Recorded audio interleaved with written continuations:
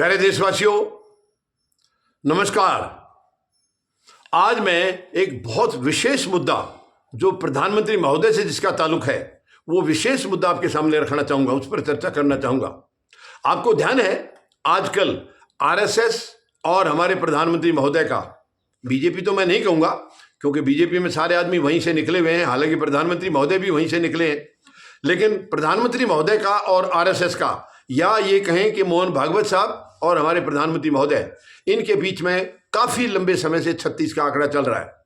काफी लंबे समय से बिल्कुल एक दूसरे को जरा सा भी ये मतलब देखना नहीं चाह रहे हैं, कोई सुहाता नहीं है किसी को। अब अचानक से आपको ध्यान होगा, प्रधानमंत्री महोदय ने एक बहुत लंबा चौड़ा इंटरव्यू दिया है, उसमें आरएसएस की तारीफ की है। अभी 3 घंटे से भी ज्यादा इंटरव्यू दिया है, एक विदेशी श्रीमान ने आकर के इंटरव्यू लिया है उनका। तो ये मतलब क्या वजह है, आरएसएस की अचानक से तारीफ कर दी। अब प्रधानमंत्री महोदय वहां का दौरा भी करने वाले हैं, यानी 30 मार्च को प्रधानमंत्री महोदय आरएसएस मुख्यालय जा रहे हैं, जो कि पिछले 10 साल से एक बार भी नागपुर नहीं गई है, यानी मुख्यालय में नहीं गए। अब अचानक से इनका जाने का इरादा हो गया। तो एक गंभीर सवाल मेरे दिमाग में आ रहा है, वो मैं आपके साथ साझा करना चाहूंगा। क्या अचानक से प्रधानमंत्री महोदय को अपने ही बनाए हुए नियम का ध्यान तो नहीं आ गया है?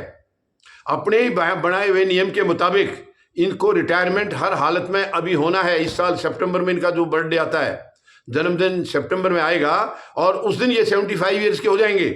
और इन्होंने आकर के नियम बनाया था, उनको मार्गदर्शक मंडल में डाल दिया था। आडवाणी जी, मुरली मनोहर जोशी और कई हैं ऐसे, कई नेता हैं, उनको मार्गदर्शक मंडल में डाल दिया था। इन्होंने कहा था कि 75 के बाद में एक्टिव पॉलिटिक्स में नहीं रहेंगे।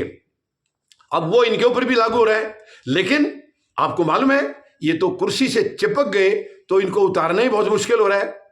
तो अब इनके दिमाग में ये बात आई है कि वो निर्णय तो लिया था, शायद जिस दिन निर्णय लिया उस दिन इनको नहीं मालूम होगा कि ये वहां तक भी प्रधानमंत्री पद पर बरकरार रहेंगे। शायद इनको ये होगा कि एक बार मैं आया हूं, शायद इसी बार मैं रह पाऊंगा। इनको ये नहीं मालूम था कि आगे आगे हमारी साजिशें बढ़ेंगी, तानाशाही बढ़ेगी, तो हम कुर्सी को बरकरार रखेंगे। शायद उस वक्त ख्याल नहीं था और नियम बना दिया। आज वो नियम इनके ऊपर भारी पड़ रहा है। ये कुर्सी छोड़ना नहीं चाह रहे, सत्ता से चिपक कर रहना चाह रहे हैं। और सत्ता से चिपक कर रहना है तो आरएसएस को बगैर बताए तो ये संभव, हालांकि मुझे नहीं लग रहा है कि ये आरएसएस मुख्यालय चले भी जाएंगे, मोहन भागवत साहब से मिल भी लेंगे, तो भी इनकी मंशा पूरी होगी ऐसी मुझे उम्मीद नहीं है। क्योंकि नियम एक बना दिया है तो वो नियम इनके लिए अभी टूटेगा नहीं। आरएसएस भी इस बात को नहीं मानेगा। तो और वैसे भी इनकी नीतियों से लोग परेशान हैं। हालांकि एक आरएसएस के ऊपर भी एक बहुत गंभीर सवाल जरूर है, ये मैं पूछना चाहूंगा उनसे। उन्होंने भी इनको खुला चरने दिया है। 11 साल में आरएसएस ने या मोहन भागवत साहब ने कभी इनको रोकने की कोशिश नहीं की। ये बहुत शर्मनाक है। जब उनको मालूम है ये देश के साथ गलत कर रहे हैं, गलत सलूक कर रहे हैं, देश को बर्बाद कर रहे हैं, तो उनको टोकना चाहिए था। जबकि बिना आरएसएस के यहां पर कोई टिक नहीं सकता है, और इनकी जीत में भी उनका बहुत बड़ा योगदान रहता है। तो गलत तरीके से जीत हो रही है, उसमें भी आरएसएस साथ है, और ये गलत गलत निर्णय ले रहे हैं, देश के साथ गलत का वो व्यवहार कर रहे हैं, उसमें भी आरएसएस चुप है। तो ये गंभीर सवाल आरएसएस के लिए भी है, लेकिन खैर आज वो मुद्दा नहीं है।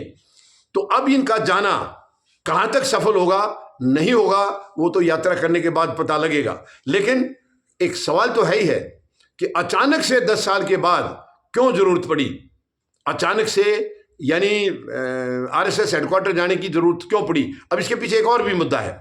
एक तो ये हो ही गया कि 75 साल में इनकी रिटायरमेंट होनी है नियम के मुताबिक, और इन्हीं का बनाया हुआ नियम है।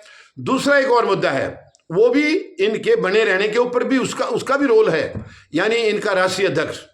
आपको मालूम है काफी लंबे समय से राष्ट्रीय अध्यक्ष का जो चुनाव है वो टालते जा रहे हैं, ये टालते जा रहे हैं। वो टालने के पीछे कोई ऐसा काम नहीं है कि जेपी नड्डा से बढ़िया और कोई आदमी है ही नहीं बीजेपी में, ऐसा नहीं है। लेकिन जेपी नड्डा से बढ़ के बड़ा कोई आज्ञाकारी नहीं है, ये दिक्कत आ रही है इनको।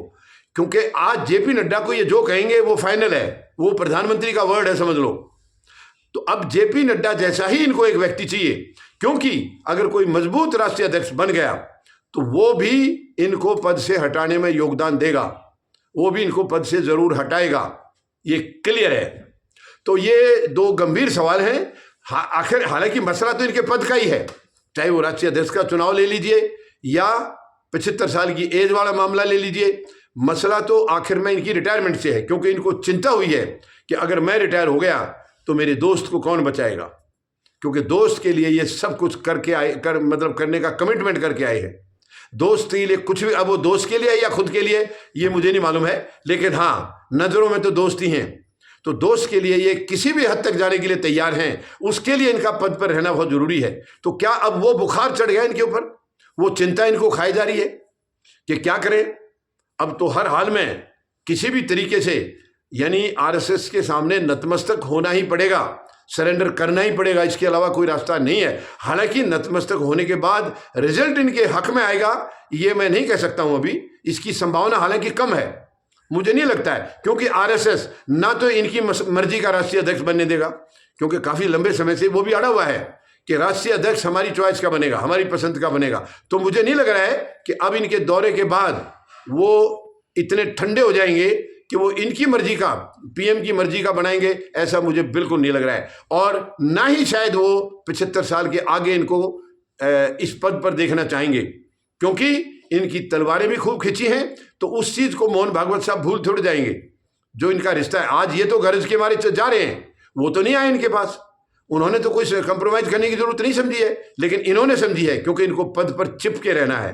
अब वो चिपके दोस्त के लिए रहना है या खुद के लिए रहना है ये मुझे नहीं मालूम है, लेकिन पद पर चिपके रहना इनके लिए जरूरी है अगर दोस्त के लिए कुछ करना है तो, वरना सारा मामला बिल्कुल इनके हाथ से निकल जाएगा। तो ये दो खास मुद्दे हैं, और ये आरएसएस हेडक्वार्टर का, आरएसएस मुख्यालय का जो दौरा हो रहा है, वो मेरी अपनी सोच है, ये हो सकता है ऐसा ना हो, लेकिन मुझे ऐसा लग रहा है कि यही दो कारण हैं, एक इनकी रिटायरमेंट का और उसके साथ राष्ट्रीय अध्यक्ष का चुनाव। ये दोनों, राष्ट्रीय अध्यक्ष भी इनको अपने फेवर का चाहिए और 75 साल के बाद इनको बैठे भी रहना चाहिए, उसमें भी राष्ट्रीय अध्यक्ष का रोल रहेगा। वर्तमान में तो राष्ट्रीय अध्यक्ष ऐसे बैठे हैं कि वो जो कहेंगे वो फाइनल है। प्रधानमंत्री ने या गृह मंत्री ने जो कह दिया वो समझ लो एग्री है वो। अब यही देखना है कि 30 मार्च को जब इनका दौरा होता है वहां पर बातें क्या चलेंगी और उसका नतीजा क्या निकलेगा, ये अभी समय के गर्भ में है। तो ये अब देखते हैं, इंतजार करते हैं 30 मार्च का। हाँ, मुझे ये लग रहा है कि मसले केवल ये दो ही हैं, इन्हीं की वजह से जा रहे हैं। सबसे पहली बात, मकसद तो एक ही है, एक्चुअली देखा जाए तो मकसद तो एक है, पद पर बने रहना। पद पर बने रहना, उसके लिए दो चीजें जरूरी है, एक इनके फेवर का राष्ट्रीय अध्यक्ष होना जरूरी है, प्लस 75 साल की उम्र का जो नियम है वो नियम हटाना जरूरी है, या विशेष तौर पर इनके लिए लागू करना जरूरी है, जो कि मुझे दोनों ही होते नजर नहीं आ रहे हैं। बाकी 30 मार्च तक का इंतजार करते हैं और देखते हैं सच्चाई सामने किस रूप में आती है। धन्यवाद। जय जवान, जय किसान, जय हिंद।